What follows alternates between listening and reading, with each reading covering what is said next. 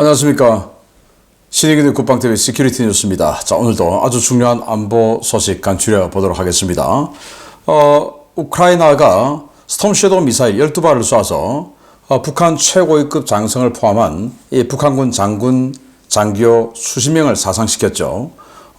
그런 배경에는 미국이 에이테킴스 미사일로 러시아 본토 타격해도 된다라는 선언이 있은 직후인데 그 선언과 함께 아마 영국, 프랑스가 합의를 같이 했나 보죠. 그런데 알고 보니까 영국이 비밀리에 수십 발의 스톰 섀도우 미사일을 전달해 줬다라는 건데 그러면 또 대규모 다음 타격이 있겠죠. 어디가 타겟인지 또 어떤 상황인지 보도록 하겠고 북한이 화성 11 계열의 탄도미사일을 대량 증산할 수 있는 그 공장을 증축에 들어간 것이 확인되었습니다. 그러면 우리 대한민국을 향해서 어마어마하게 많은 양의 미사일이 전술탄도미사일이 쏟아질 수 있는데 여기에 대한 우리 군의 준비 그리고 자세는 어떤 상황인지 그리고 우리 한국형 차기 구축함이죠. KDDX. 이 KDDX가 지금 좀 어려움이 갑자기 생겨버렸는데 이게 도대체 무슨 일인가 또 책임은 누군가 한번 보도록 하겠습니다. 첫 번째입니다. 북한이 170mm 장사정포를 투약시키고 화성 11 계열의 단거리 탄도미사일을 서울 및 수도권 포격용 자산으로 배치하고 있다는 소식 전해드린 바 있습니다. 그런 북한이 이 화성 11 계열 미사일 생산 확대를 위해 공장까지 확장했다는 소식입니다. 우리 정부 계속 LAMD만 만지작거릴 때가 아닌 것 같습니다. 북한이 화성 11 계열 탄도미사일을 생산하는 공장을 확장하고 있으며 이는 미사일 생산을 느리기 위한 조치로 보인다고 미들베리 국제학연구소 산하 제임스 마틴 비확산센터가 현재 시각 11월 25일 밝혔습니다. 센터는 최근 위성사진을 통해 확인한 결과 함경남도 함흥소재 용성기계연합기업소의 2월 11일 공장이 최근 시설 확장 공사를 진행하고 있는 것으로 확인됐다고 밝혔습니다. 이 공장은 화성 11 계열의 탄도미사일을 생산하는 공장인데요. 이곳에서는 사거리 900km의 화성 11가, 사거리 450km의 화성 11나, 사거리 600km의 고위력 탄도미사일인 화성 11다, 사거리 110에서 300km의 화성 11라 등 4종류의 탄도미사일이 생산되고 있습니다. 위성사진 판독 결과 이 공장은 지난 10월 초 기존 건물 대비 60에서 70% 정도 면적의 추가 조립 라인이 설치되고 있었는데요. 공장에서는 조립 라인 증설은 물론 노동자 숙소 용도의 건물들도 추가로 발견되었습니다. 제임스 마틴 비확산센터는 이 시설이 지상시설은 물론 지하시설로 들어가는 출입구도 가지고 있는 것으로 식별됐다고 밝혔는데요. 이는 북한이 화성 11 계열의 대량 생산을 위해 지상과 지하에 걸친 대규모 생산 라인을 증설하고 있다는 것을 뜻하는 것입니다. 북한은 이미 화성 11라 발사 차량만 250대를 생산해 실전에 배치했다고 밝혔고 나머지 화성 11 계열의 발사 플랫폼도 다변화해서 대량 배치를 진행 중인데요. 눈앞에 위협이 존재함에도 불구하고 발사대만 있고 미사일은 없다라며 평가절하하고 있는 안보당국. 서울이 불바다가 된 이후에도 이렇게 팔짱을 끼고 지켜보고 있을 것인지 묻고 싶습니다. 네, 이 공장입니다. 바로 2월 11일이라는 이름의 특이한 이름의 공장이에요. 여기 지금 미사일 발사 차량들이 어마어마하게 많이 있죠. 여기가 지금 지하시설인지 지상시설인지 애매한 곳인데 아무튼 이 생산 공장을 더욱더 크게 증축했다라는 겁니다. 그 이제 위성 사진을 통해 공개되는데 이게 3월 11일 때의 그 2월 11일 공장 용성기계연합소 단지 공장이에요. 여기 지금 아무것도 없어요. 뭔가 공사 준비가 들어가고 있는 모습이 보이죠. 자, 그런데 이게 10월 사진이 공개가 됐는데 10월 23일 날 구조물이 많이 생겼습니다. 아주 넓은 면적에 여기 있는 제일 큰 공장의 면적과 비슷한 면적에 이렇게 추가로 또 증설하고 있는 모습이 식별되었고 또 여기저기 보면 지하로 들어가는 시설 입구도 확인되고 있어요. 그렇다는 것은 이 지상시설뿐만 아니고 지하시설도 있다라는 말이 되고 그러면 여기에서 생산되는 미사일이 지금까지 생산되는 것보다 훨씬 더 빠른 속도로 증산될 것이다 라는 것은 불문가지의 사실이죠. 자, 여기에서는 900km 날아가는 화성 11 가형, 북한 어디에서 쏘든지 대한민국, 제주도 포함해서 대한민국 어디든 타격할 수 있는 그런 전술 탄도미사일입니다. 물론 핵 탑재 되죠. 그리고 이 비슷한 덩치의 사거리를 450km 절반으로 줄였기 때문에 위력은 더 높아지는 이런 화성 11 나형. 그리고 굉장히 큰 덩치입니다. 이건 화성 11 다형인데 600km 날아가면서 우리 현무포 같은 그런 강력한 위력의 수톤짜리 탄두가 들어가는 이런 탄도미사일도 생산을 합니다. 그리고 여기 이제 근접 우리 한국의 KT즘하고 비견될 수 있는 북한의 110에서 300km 날아가는 아주 근거리 탄도미사일도 생산을 합니다. 자, 그런데 이렇게 많은 네 종류의 전술 탄도미사일을 생산하는 이 공장이 증설되고 있었음에도 불구하고 우리 안보 당국은 뭐라고 했냐? 아까 처음에 보셨던 그 여러 발사대가 여러 대 있는 그 사진이 공개되면서, 자, 이게 이제 우리 대한민국을 노릴 텐데 이거 우리 준비는 돼 있냐, 대비는 되냐 라고 물었을 때 우리 합참 그리고 국정원에서 뭐라고 했냐면은 발사 차량은 많은데 미사일은 아직 없다. 그러니까 위협은 아니다. 이렇게 얘기했어요. 아니, 이 사람들이 지금 제정신이 있는 겁니까? 없는 겁니까? 지금 벌써 3월 10일부터 위성사진이 찍혔을 때 저렇게 증설하는 공사 현장이 보여졌었고, 쭉 우리야 지금 3월 10일 거 지금 보고, 그리고 10월 거 보고 이렇게 하지만 국정원은 매일 새로운 업데이트되는 사진을 볼 거 아니겠습니까? 그러면 야, 이거 공사 지금 제법 크게 한다. 자, 그러면 지금 현재 여기서 생산되는 물량이 한 달에 몇 발, 그런데 이 정도 또 규모를 크게 늘리면 앞으로는 2025년에는 한 달에 곱하기 한 이 정도 된다. 그러면 2025년 말에는 북한이 이런 단거리 탄도미사일을 1000여 발을 가질 수 있다. 이런 계산이 설 거 아니겠습니까? 그런데 그 질문하는 그때 24년 여름쯤에 지금 북한은 발사대만 많이 있고 탄도미사일은 없어요. 그러니까 위협 아니에요. 라고 하면 끝나는 겁니까? 그러면 북한이 탄도미사일을 제대로 이 발사기마다 집어넣었을 때가 25년 말 또는 26년 초가 될 수도 있는데, 그러면 25년 말 불과 1년 후에요. 26년 초, 그때 대한민국은 어떤 준비가 되어 있느냐? 그리고 대한민국은 그때를 위해서 어떤 준비를 계획하고 있느냐? 여기에 대답을 해야 되는데 계획 없어요.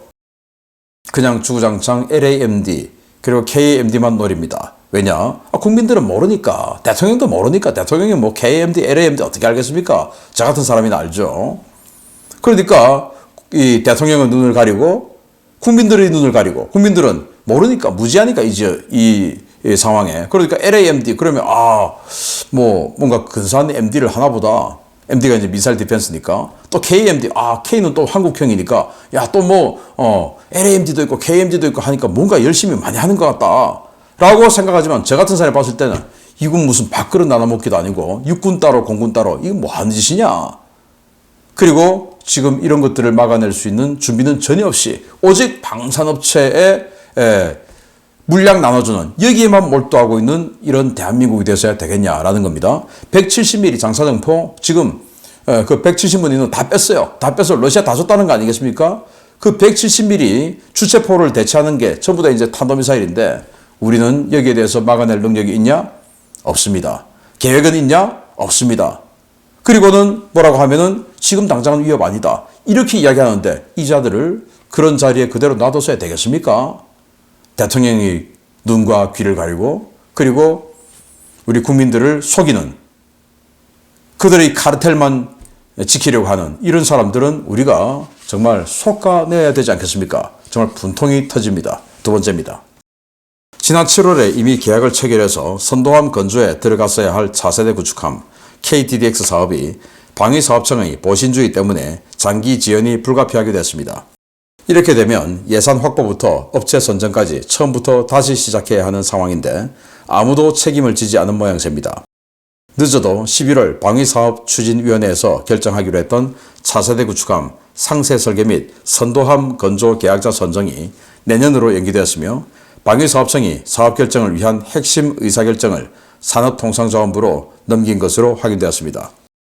업계 소식통에 따르면 방사청은 산업통상자원부의 방산업체 지정 이전에 입찰 방식을 확정하면 오히려 오해와 갈등을 초래할 수 있다라는 판단하에 산자부의 KDDX 방산업체 지정 결론을 보고 최종 입찰 방식을 확정하기로 내부 방침을 정했습니다.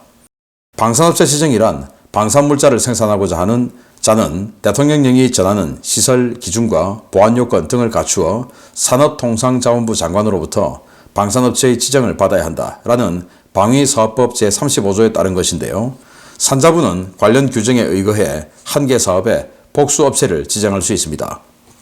방사청의 결정에 따라 산자부는 KDDX 방산업체 지정을 위한 현장 실사에 들어갔는데요. 해당 사안의 시급성에 대해 인식이 부족한 산자부는 충분한 행정 절차를 거쳐 올해 안에 서둘러 결정하지 않기로 가닥을 잡았다라며 방산업체 지정이 내년으로 밀릴 수 있음을 시사했습니다. 문제는 최근 한화오션과 HD현대중공업이 오너들의 대승적 판단에 따라 상호 고소를 취하하고 화해 협력 무드를 조성하고 있는 상황에서 방사청이 결정을 뒤로 미루고 다른 부처로 책임을 떠넘기면서 사업이 더 지연될 가능성이 높아졌다는 것입니다. KDDX는 당초 계획대로라면 지난 7월 상세 설계 및 선도함 건조 계약을 체결해 이미 건조가 진행되고 있어야 하는 사업인데요. 방사청이 업체 선정을 내년으로 미룰 경우 올해 책정된 예산이 불용 처리돼 내년에 예상 책정 작업을 처음부터 다시 시작해야 합니다. 당초 해군은 26년 KDDX 선도함 진수를 시작으로 20년대 후반부터 KDDX 6척을 순차적으로 전력화한다는 계획이었는데요. 방위사업청의 무능과 책임 회피 속에서 호위함부터 구축함까지 건함 사업들이 줄줄이 연기되면서 우리 해군 전력 유지에 빨간불이 들어오게 됐습니다. 네, KDDX, 우리 한국형 구축함, 우리 한국형 방공함이에요. 자, 이거를 지금 상세 설계 그리고 선도함 건조가 같이 들어야 되는데 이제 기본 설계를 HD현대중공업이 했고, 근데 서로 이제 고소 고발전이 들어갔었죠. 한화오션이 아니 현대중공업은 이 기밀 누설하고 했던 자들인데 저게 좀 되냐 해서 현대중공업의 이 등기이사를 고발을 했어요. 그리고 현대중공업의 등기이사는 내가 뭐 그거 했냐, 왜 나를 그런 거 고소하냐 해서 또 명예훼손으로 또 역고소를 했어요. 그렇게 서로 간에 고소 고발전이 붙어 있던 상황이었기 때문에 호주의 호위함 사업에서 10조 원 넘는 그 호위함 사업에서 우리 한국 업체 2개가 동시에 떨어졌죠. 다른 나라들은 원팀으로 들어왔는데, 일본도 원팀으로 들어오고 했는데 우리나라는 둘이 들어와서 서로가 거기 가서도 서로 비방하고 싸우고, 자, 이러다 보니까 우리가 떨어졌어요. 그래서 이제 국민적 여론이 나빠지니까 이 두 분이, 여기는 이제 현대그룹 정기선 수석 부회장이고 여기는 한화그룹의 김동관 부회장이라고 하는데 이 두 분이 한 살 차이인데 친하답니다. 아마 재벌 3세끼리 비슷한 나이고 했으니까 뭐 친했겠죠. 그래서 뭐 우리 뭐 감정 없지 않느냐 해서 이제 대승적으로 우리 고소 취하하자 해서 고소를 다 취하했어요. 자, 그러면 제가 봤을 때 한화가 이 고소를 취하했다는 것은 KDDX 1번함에 대한 마음을 비웠다라고 저는 생각을 합니다. 왜냐? 일단 지금 현대중공업이 우선 협상 대상자로 선정이 되었으니까.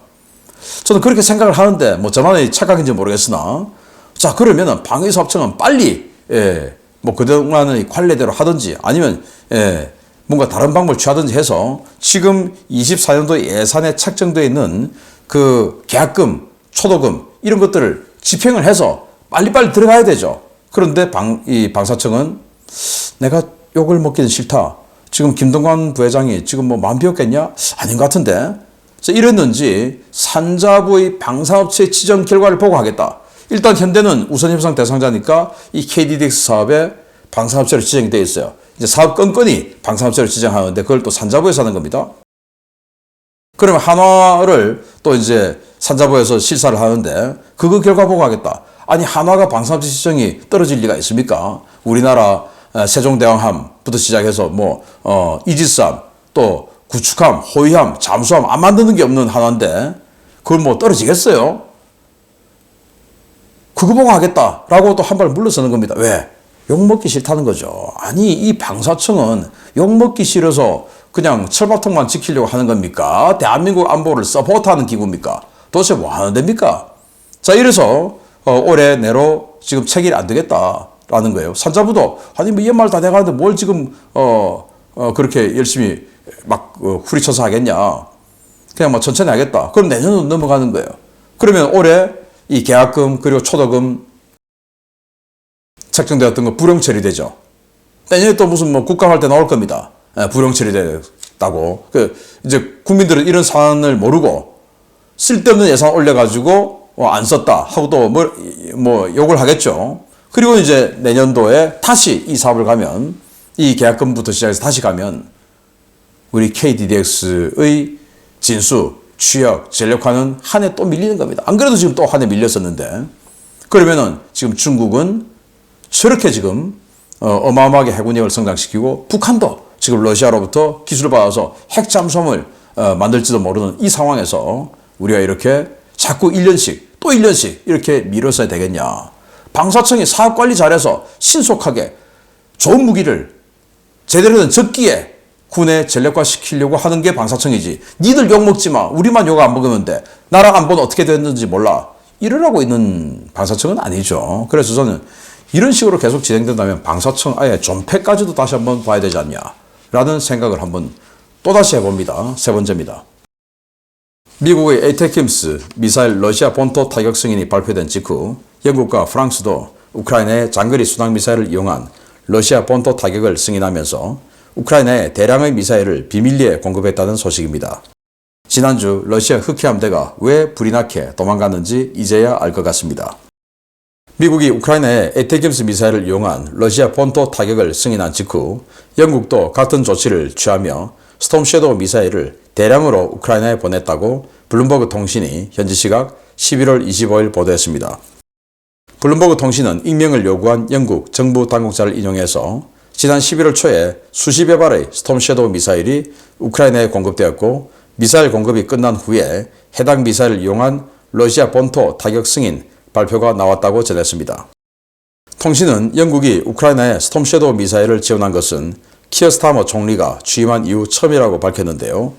이는 7월부터 11월 초까지 영국이 우크라이나에 스톰 섀도우 미사일 추가 물량을 공급하지 않았었다는 말이 됩니다.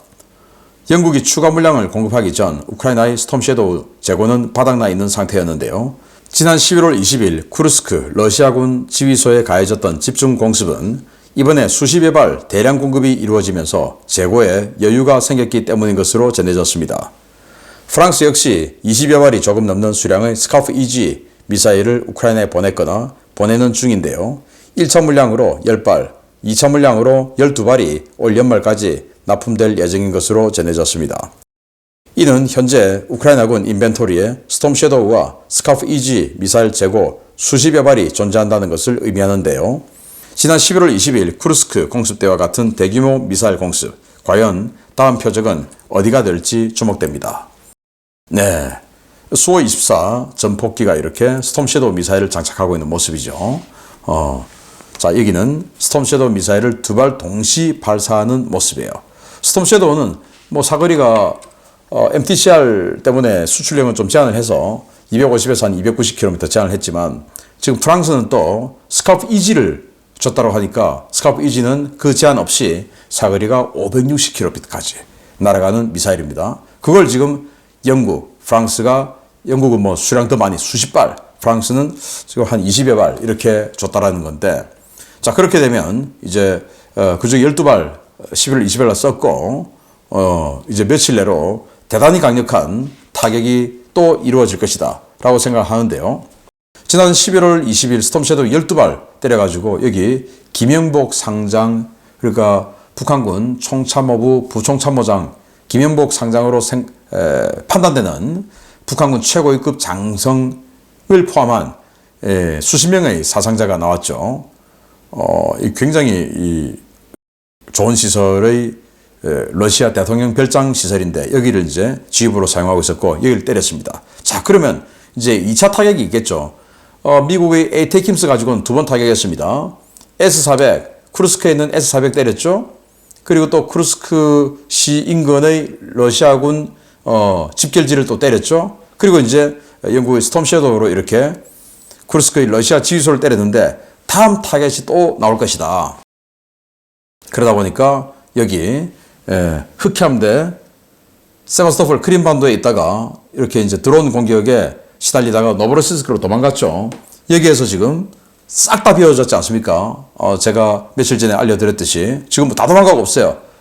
스톰 섀도우가 수십 발이 지금 들어왔다라는 것을 러시아는 알았겠죠. 그러니까 미리 다 도망간 것 같고, 그러면 여기는 아닌 것 같고 아마도 이 자포리자 또는 도네츠크 후방의 로스토프 나노드 이 지역의 뭔가 중요한 시설이 타겟이 될 것 같은데 모쪼록 동시다발적인 또 이 스톰 섀도우만 쏘지 말고 드론과 하이브리드 공격에 들어가는 게 더 좋겠다라고 생각돼요. 그래서 드론을 미리 발사를 해서 드론이 현장에 딱 도착을, 워낙 속도가 느리니까 시속 한 150km, 200km밖에 안 되니까 이게 드론이 현장에 도착하는 그 시점에 맞춰서 공중에서 스톰 섀도우를 쏘아서 같이 도달하게끔 하면 적의 레이더와 방공 무기가 이 드론과 교전하고 있을 때 스톰 섀도우가 들어가서 때려버리면 훨씬 더 요격될 확률이 줄어들면서 공격 성공률을 높이겠죠. 그래서 이번에는 좀 한 가지만 쏘지 말고 여러 종류의 타격 무기, 드론과 섞어서 쏴서 러시아군의 또는 북한군 집결지가 있다면 거기에 치명상을 줄 수 있는 공격에 성공하기를 바라고요. 이 스톰 섀도우 생산량은 대단히 많지는 않은 것 같지만 그래도 꾸준히 계속 지원되어서 우크라이나군이 좋은 조건에 이 전쟁을 마칠 수 있도록 지원해주는 무기가 되기를 기대해 보겠습니다. 마치겠습니다. 감사합니다.